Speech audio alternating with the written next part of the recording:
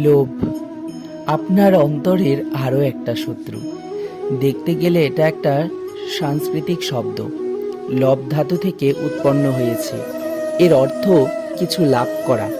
কিছু লাভ করা অনুচিত নয়, আরও কিছু লাভ করাও অনুচিত নয়, কিন্তু সব থেকে বেশি আমি লাভ করব, আমি আরও চাই, আরও অনেক অনেক বেশি চাই, এটাই হলো লোভ।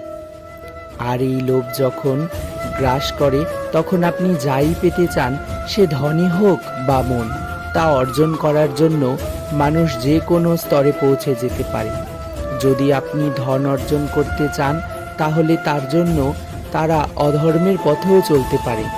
যদি সম্মান অর্জন করতে চান, তাহলে অন্য মানুষকে ছোটও করতে পারেন।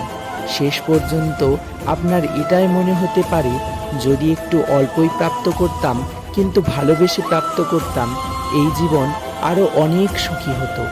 লোভ আপনার জীবনে, আপনার মনে কখন যে প্রবেশ করবে, তা আপনি জানতেও পারবেন না। তাই এটা চিনতে শিখুন, আর তৎক্ষণাৎ জীবন থেকে বাইরে ফেলে দিন। যা কিছু লাভ করতে চান, তা ভালোবেসেই করুন। ভালোবাসার সাথেই বলুন, রাধে রাধে।